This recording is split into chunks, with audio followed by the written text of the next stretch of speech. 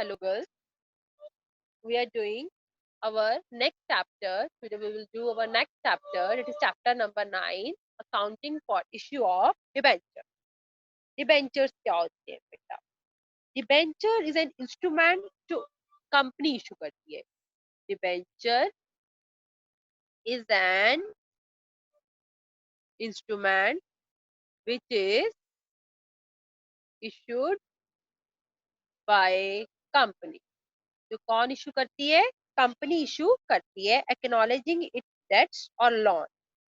Acknowledging its debts और loan. ये company का क्या बन जाता है? लोन बन जाता है to the holder, under common seal. अब क्या होता है बेटा? जैसे जब सपोज करो कंपनी को अपना अपना बिजनेस को बढ़ाना है, तो कंपनी शेयर्स मांगती है लोगों से. वैसे ही कंपनी डिबेंचर्स भी मांगती है. जब कंपनी शेयर्स पब्लिक लेती है तो वो पैसा लगाते हैं कंपनी में और कंपनी उनको शेयर इशू कर देती है. Same it is with debenture. अब इस दोनों में फर्क क्या है? डिबेंचर्स जो होते हैं वो कंपनी का लोन होता है. मींस ये फिक्स लायबिलिटी है. कौन सी लायबिलिटी है? फिक्स. चाहे कंपनी को प्रॉफिट हो चाहे ना हो, कंपनी को इनको फिक्स रेट ऑफ इंटरेस्ट जो है वो पे करना ही करना है. बट जो शेयर होल्डर की लायबिलिटी है वो फिक्स नहीं है. It depends upon the profits of the company. अगर कंपनी को प्रॉफिट्स होते हैं तो वो उनको डिविडेंड पे कर देती है, अदरवाइज वो उनको नहीं पे करती. तो आपको याद रखना चाहिए, डिबेंचर एक डॉक्यूमेंट है जिससे पता चलता है कि आप कंपनी के डेटर बन गए हो, आपको कंपनी ने पे करना है. ठीक है? Is it clear? Next, it is just like bank loan. जैसे आप बैंक से लोन लेते हो ना, वैसे कंपनी ने पब्लिक से लोन लिया. ठीक है? जैसे बैंक से अगर आप लोन लेते हो तो आपको चाहे आपको प्रॉफिट हो चाहे ना हो, बैंक को आपने इंटरेस्ट ब्याज जो है वो पे करना ही करना. वैसे अगर कंपनी पब्लिक से लोन लेती है उसका नाम रख दिया डिबेंचर. जो कि ये हो गया. उसके बाद हम इसमें करेंगे kind of debenture. There are various types of debentures. मैं आपको बता देती हूँ, so kindly listen it clearly. There are 5 types of debentures. First is from the point of view of negotiation. कौन से पॉइंट ऑफ व्यू से है? Negotiation के पॉइंट ऑफ व्यू. इसके अंदर के दो डिबेंचर है बेटा. एक है रजिस्टर्ड डिबेंचर, एक है bearer debenture. Registered debenture, bearer debenture. Registered debenture बेटा वो डिबेंचर होता है जिसके नाम पे जो रजिस्टर्ड होता है, जिसका नेम एड्रेस वगैरह लिखा होता है कंपनी में, उसी को ही उसकी पेमेंट होती है, अदरवाइज किसी और को पेमेंट नहीं होती. Is it clear? जैसे सपोज करो मैंने टाटा कंपनी के डिबेंचर खरीद लिए. वहां पे मेरा नाम लिखा है, मेरा एड्रेस लिखा है, मेरी लोकेशन लिखी है, मेरा सब कुछ, मेरा पैन कार्ड, मेरा आधार कार्ड, सब कुछ लिखा हुआ है वहां पे. अगर मेरा लिखा हुआ है तो वो जब कंपनी रिडीम करेगी डिबेंचर, सिर्फ मेरे को ही पेमेंट करेगी और किसी को पेमेंट नहीं करेगी. उसको हम बोलते हैं रजिस्टर्ड डिबेंचर, क्योंकि मेरे डिबेंचर जो है वो मेरे नाम पे रजिस्टर्ड है. क्लियर? एक होते हैं बेयरर डिबेंचर. बेयरर होते हैं, ये मेरे लिए ट्रांसफर हो जाते हैं. कंपनी के पास होल्डर का कोई भी रिकॉर्ड नहीं होता. जैसे मैंने टाटा कंपनी के डिबेंचर लिए, बट कंपनी के पास मेरा कोई भी रिकॉर्ड नहीं है. ना मेरा नाम लिखा है, ना मेरा एड्रेस है, कुछ भी नहीं लिखा. ठीक है? तो कंपनी किसी को भी ये डिबेंचर ट्रांसफर कर सकती है. है मेरे मेरे को, मेरे फादर को, मेरे मदर को, मेरे बेटे को, मेरे हस्बैंड को, किसी को भी ट्रांसफर कर सकती है. बेयर रजिस्टर्ड जिसका नाम लिखा होता है उसी को ही ट्रांसफर होते हैं. बेयरर किसी को भी ट्रांसफर हो सकते हैं. क्लियर? दोनों टाइप के डिबेंचर. नेक्स्ट है प्रायोरिटी पॉइंट ऑफ. कौन सी है?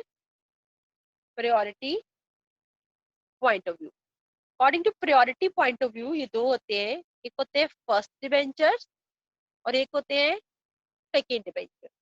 कौन कौन से होते हैं? First debenture, second debenture. ये कुछ भी नहीं है बेटा, सिंपल प्रायोरिटी है. प्रायोरिटी मीनिंग होता है प्रायोर. आप किसी को प्रायोरिटी देते हो कि तेनू पहला मैं प्रायोरिटी देवांगी. ठीक है? ऐसे दो तरह के डिबेंचर बन गए हैं, फर्स्ट डिबेंचर, सेकेंड. जो फर्स्ट होती है, जब कंपनी इंटरेस्ट पे करती है, सबसे पहले फर्स्ट प्रायोरिटी जिनको उनकी है उनको पे करती है, उसके बाद सेकंड प्रायोरिटी वाले डिबेंचर्स को पे करती है। जो फर्स्ट प्रायोरिटी वाले होते हैं, नो डाउट थोड़े महंगे डिबेंचर होंगे, तभी उनको पहले प्रायोरिटी मिलती है कि जब कंपनी इंटरेस्ट पे करेगी तो पहले आपको देगी, बाद में सेकंड डिबेंचर की बारी है। नेक्स्ट है from the point of view of redemption. इसके पॉइंट ऑफ व्यू से होते हैं, रिडम्पशन के पॉइंट ऑफ व्यू से ये दो तरह के हैं। First is redeemable, second is irredeemable. Redeemable होते हैं बेटा जो फिक्स्ड पीरियड के बाद रिडीम हो जाते हैं। जो फिक्स्ड पीरियड के बाद क्या हो जाते हैं, रिडीम हो जाते हैं, मींस फिनिश हो जाते हैं, कंपनी इनकी पेमेंट कर देती है। Like 5 years, 2 years, 7 years, 8 years, इनका एक पीरियड जो होता है वो फिक्स होता है। आफ्टर फिक्स पीरियड कंपनी इनकी पेमेंट कर देती है। इरिडीमेबल होते हैं जो लाइफ टाइम चलते हैं, इनका फिक्स्ड पीरियड होता है और ये कब चलते हैं, लाइफ टाइम, कि एट द एंड जब कंपनी बंद होएगी तभी इनकी पेमेंट होएगी, वरना नहीं होएगी। क्लियर। नेक्स्ट है, थर्ड है सिक्योरिटी पॉइंट ऑफ व्यू। कौन सा है, सिक्योरिटी पॉइंट ऑफ व्यू। ये दो तरह के है, एक है सिक्योर्ड, एक है अनसिक्योर्ड। सिक्योर्ड डिबेंचर वो होते हैं बेटा जो सिक्योर होते हैं, कि मीन कि कंपनी को चाहे लॉस हो चाहे जो भी हो, कंपनी ने इनको पेमेंट करनी करनी। ठीक है, तो इन डिबेंचर को आप गिरवी रखकर आगे बैंक से लोन भी ले सकते हो। ठीक है, सपोज करो मैंने टाटा कंपनी के सिक्योर डिबेंचर खरीदे हैं, मुझे पता है ये सिक्योर्ड है, मुझे ये पेमेंट होनी ही होनी, तो ये सिक्योर्ड डिबेंचर है, अब मुझे पैसे की रिक्वायरमेंट पड़ गई है, तो मैं बैंक में ये डिबेंचर गिरवी रखकर लोन भी ले सकती हूँ। बैंक इनके डिबेंचर को गिरवी रख लेगा कि बैंक को भी पता है इनकी पेमेंट हो ही जाती है। बट जो अनसिक्योर्ड है, ये पता है अनसिक्योर्ड है, इनकी पेमेंट हो भी सकती है और नहीं भी हो सकती। ठीक है, तो बैंक इनको गिरवी रखकर आपको लोन नहीं देगा। That is secured and unsecured. Next है fifth, last one, that is convertibility point of. ये दो तरह के हैं, एक है कन्वर्टेबल, कन्वर्टेबल, एक है non convertible. Clear from its name, convertible debenture वो होते हैं जो डिबेंचर होल्डर के कहने पर कन्वर्ट हो सकते हैं, या फुली कन्वर्ट हो सकते हैं, या हाफ शेयर में कन्वर्ट हो सकते हैं। जो डिबेंचर होल्डर के कहने पर शेयर में कन्वर्ट हो सकते हैं, चाहे हाफ चाहे फुल, होते कन्वर्टेबल। जो नहीं हो सकते उनको हम बोलते हैं non convertible debenture.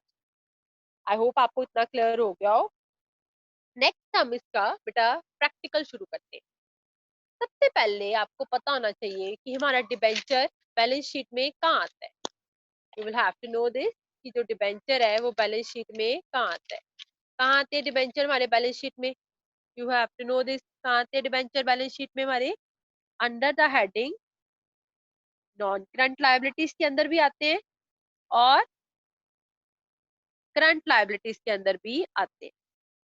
Depends upon their redeemable period. अगर वो 1 साल के बाद रिडीम होने हैं तो वो नॉन करंट लायबिलिटीज, 1 साल के विद इन 1 ईयर रिडीम होने हैं तो current liabilities. Non current liabilities में किसके अंडर आते हैं ये, लॉन्ग टर्म बोरिंग, और करंट लायबिलिटीज में short term boring, long term borrowings और शॉर्ट टर्म बोरिंग। मैं आपको इसके रिलेटेड एक सम करवाती हूँ, तो ध्यान से सुनो। Bajaj Auto limited, Bajaj Auto Limited has issued 50,000 10 12% debenture. 12% mean बटा फिक्स्ड रेट ऑफ इंटरेस्ट होता है ये 12% डिबेंचर। क्लियर है, आपने नाम है ये डिबेंचर जब भी लिखना है 12% डिबेंचर लिखना है, अकेला डिबेंचर नहीं, of ₹100 each। Show how the debenture will appear in the balance sheet as on 31 March 2018 की बैलेंस शीट में लिखो। पहले केस में डिबेंचर रिडीम हुए हैं 31 मार्च 2021 को, मीन्स आफ्टर 3 years। और दूसरे केस में डिवेंचर रिडीम हुए हैं 31 मार्च 2019 को, इज आफ्टर 1 year।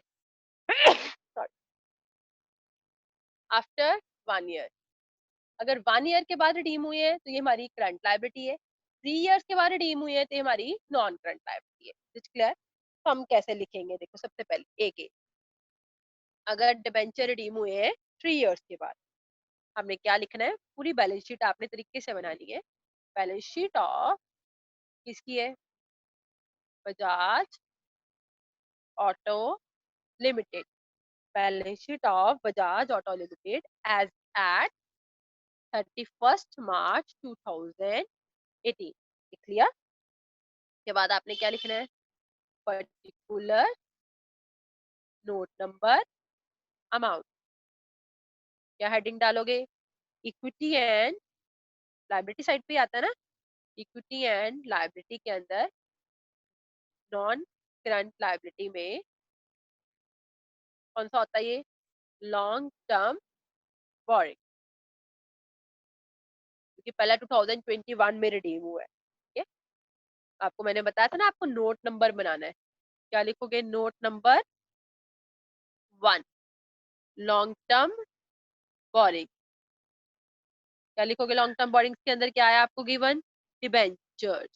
कितने हैं, 50,000 डिबेंचर, एक डिबेंचर है 100 का, तो ये आपका कितना आ गया, 50 लाख। क्लियर?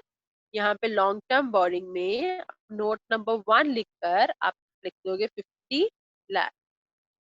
एक बार देख लो, आई होप आप क्लियर हो गया हो। एज इट इज सेम दूसरा, बस उसमें इक्विटी एंड लायबिलिटीज लिखोगे, हेडिंग क्या डालोगे, करंट लायबिलिटी और शॉर्ट टर्म बोरिंग। वैसे ही note number, short term borrowing, debenture. क्योंकि पहले केस में डिबेंचर रिडीम हुए 31 मार्च 2021 को, 3 इयर्स का टाइम पीरियड है।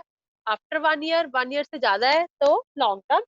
दूसरे केस में डिबेंचर रिडीम हुए 2019 में, 1 ईयर से कम है तो शॉर्ट टर्म। सेम ऐसे ही करोगे सेकंड केस, बस यहाँ पे क्या आ जाएगा, करंट लायबिलिटीज और short term point. Okay, I hope आपको इतना क्लियर हो गया हो। नेक्स्ट हम कल करेंगे। स्टिल अगर आपको प्रॉब्लम हो देन यू कैन आस्क।